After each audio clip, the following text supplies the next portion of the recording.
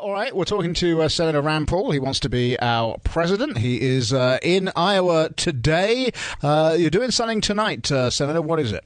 Well, at 7 o'clock, we'll be over at Stony Creek Hotel in Johnston. We're having the Rally for Fiscal Sanity, and I'll be trying to make the case that I'm the only fiscal conservative on the stage because I'm the only one that's willing to look at all spending, military spending as well as domestic spending. In fact, we believe that most of the other Republicans are actually liberal on military spending and therefore cannot really be classified as fiscal conservatives. And really the problem in Washington has been this unholy alliance. Right-wingers often want more military spending. Left wants more welfare spending. But guess what? They get together. They get everything they want. Right and left gets more spending, but the taxpayer gets stuck with the bill. And if we're truly serious about the deficit, truly serious about balancing the budget, we have to look at spending across the board. And I'm the one Republican that would do that.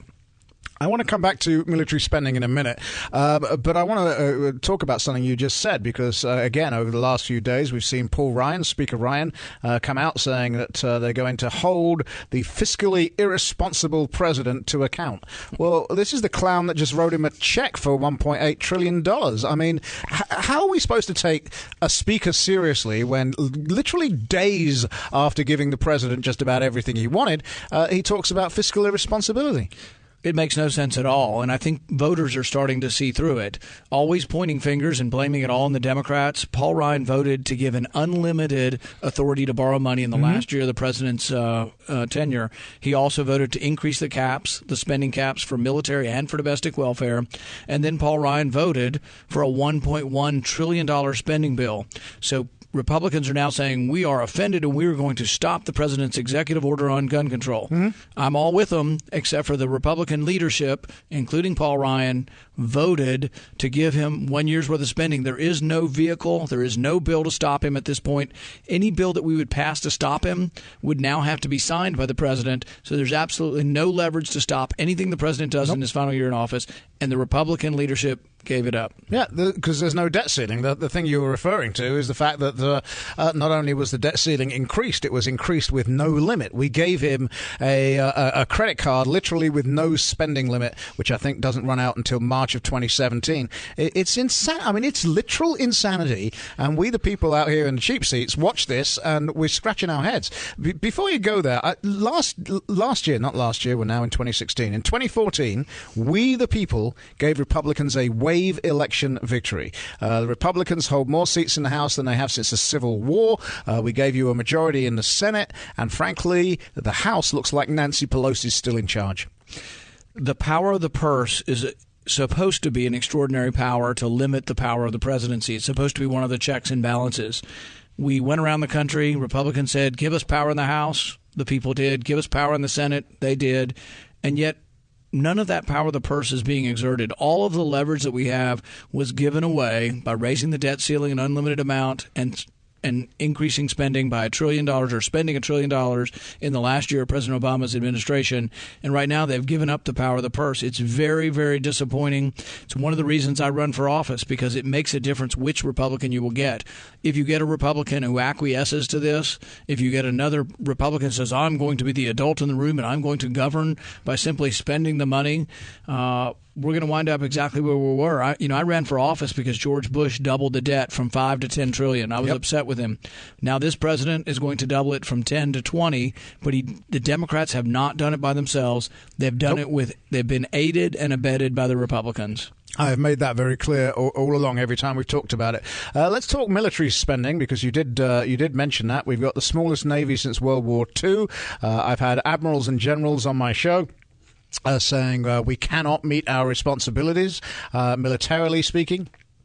You talk about not writing the blank check for the military. I don't think there should be any blank checks for any department at all. But do we not actually need to increase the size of our military? I mean, the Navy in particular? I would increase the Navy, and I'm a big fan of John Lehman, who was the youngest Secretary of Navy under Reagan. But if you listen closely to what John Lehman says about it, he'll say, yes, we need more ships. Yes, we need more advanced technology for our Navy. But he said he would do it by getting rid of bureaucracy within the Pentagon. When you talk to John Lehman, he'll tell you, you know what? When he was Secretary of Navy, there were 7 joint task forces. There's now 250. So the bureaucracy, the addition of admirals and generals everywhere. You can't walk down the hall at the Pentagon without bumping into generals every time you turn the corner. So we do need to have a stronger defense. That may, in fact, mean more ships, but you don't have to just spend more money. It's the same argument we have with education. Do we need money for education? Yes. But do we get better just by throwing money at it? No. Same thing with the Pentagon. The Pentagon last year spent $43 million on a natural gas station in Afghanistan.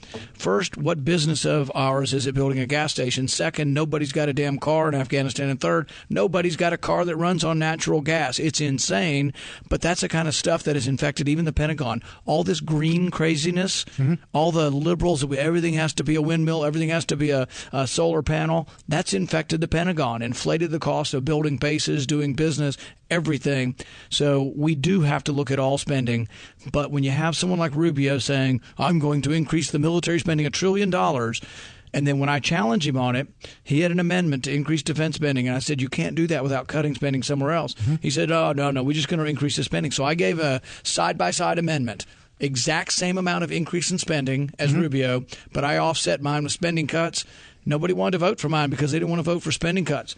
Cruz voted for Rubio's amendment. They all did. They all jump up and down and say, oh, we're going to spend this money on the military to show how strong we are. We're going to make the sand glow. We're going to carpet bomb the Middle East. But you know what? In the end, they're going to bankrupt the country is what's really going to happen. Just got a couple of minutes left with Senator Rand Paul. We're talking military spending right now. You invoked Ronald Reagan just a moment ago, and of course Ronald Reagan was faced with a similar problem as a small navy. One of the ways he dealt with it was to take some ships out of mothballs, including, by the way, the mighty USS Iowa, the big stick. And is that not an option? I mean, that's a fast build-up of our naval resources. You'd get the ships quicker. They would need some refitting, but you'd get them quicker. Isn't that not a cheaper and faster answer? I probably don't know the specific answer to exactly, how we get an increase in number of ships.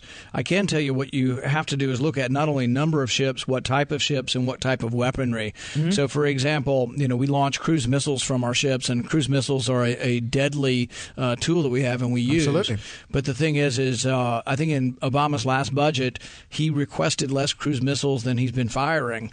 So you really can't have a modern Navy if you're not actually creating and stockpiling missiles at a more rapid rate than you're actually using them. You're absolutely right. One of the things they did with the Iowa when they brought her out of mothballs was they fitted her so that she could indeed fire cruise missiles, and those launchers are still there on her deck. All right, well, Rand Paul, we let all our candidates give out their website, so go right ahead and do that.